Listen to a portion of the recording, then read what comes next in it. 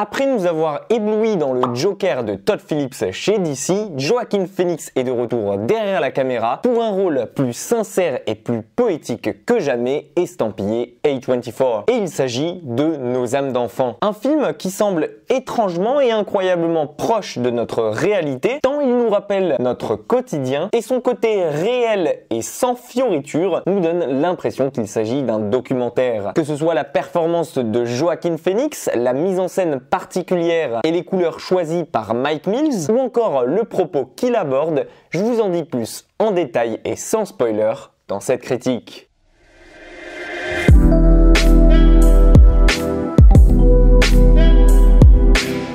Dans Nos âmes d'enfants, ou bien Common comme il est appelé aux États-Unis, vous allez suivre Johnny, un journaliste radio qui parcourt le pays pour interviewer des enfants et leur permettre de faire entendre leur voix, chose qui se fait en général très peu. Il leur pose ainsi des questions sur leurs ambitions, comment ils voient leur futur, ce qu'ils pensent du monde actuel et ce qu'ils auraient fait s'ils avaient été à la place de leurs parents. Et de son côté, lui, il se sent un petit peu invincible derrière le micro, puisqu'à chaque nouvelle histoire, comme il le dit si bien, il rentre chez lui avec une oreille plus distante et il sait bien qu'il n'est pas confronté au même problème. En effet, lui vit seul et sans enfant ni même expérience à proprement parler avec eux, puisque sa femme et lui se sont séparés il y a peu de temps maintenant. Mais ce qui va lui tomber dessus s'avérera bien plus difficile qu'il n'y paraît. Et c'est un jour au téléphone avec sa sœur, avec laquelle il entretient peu de contact, qu'elle lui propose de venir s'occuper de son fils de 9 ans, que sa vie va prendre un véritable tournant. Il va ainsi se retrouver papa le temps de quelques semaines et devra comprendre et apprendre les clés et les mystères de ce qu'est élever un gosse. Et si Nos âmes d'enfants réussissent si bien son propos à mes yeux, c'est parce que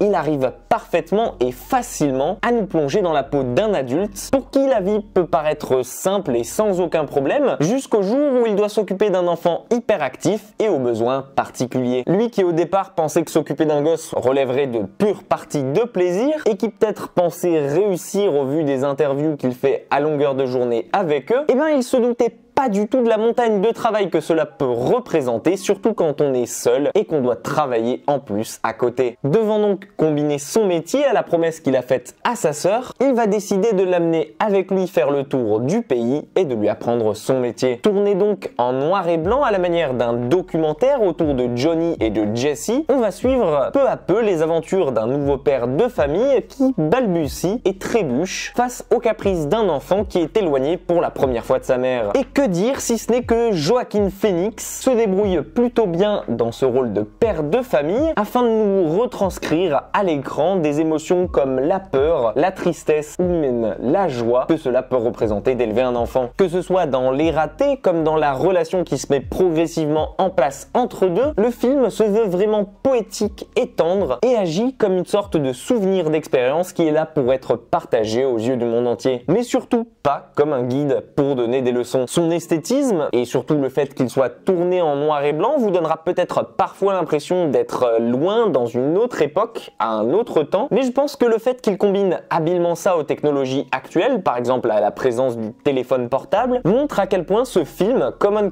est ancré dans notre société actuelle, ce qui le rend, je pense, très juste et valide pour encore un long moment. En conclusion, Nos âmes d'enfants est un peu la parenthèse poétique dont avait grandement besoin la carrière de Joaquin Phoenix et qu'il réussit avec brio ici, et qui prouve encore une fois que Joaquin Phoenix peut être très malléable autant dans le choix de ses rôles que pour les interpréter. Bref, le bon vent de fraîcheur à aller voir au cinéma cette semaine. N'hésitez pas à me dire ce que vous en avez pensé en commentaire si vous avez déjà eu l'occasion d'aller le voir. Pensez à liker la vidéo si elle vous a plu et à vous abonner à la chaîne, ce serait poétique de votre part. Prenez soin de vous et comme d'hab, moi je vous dis à très vite dans une toute nouvelle critique.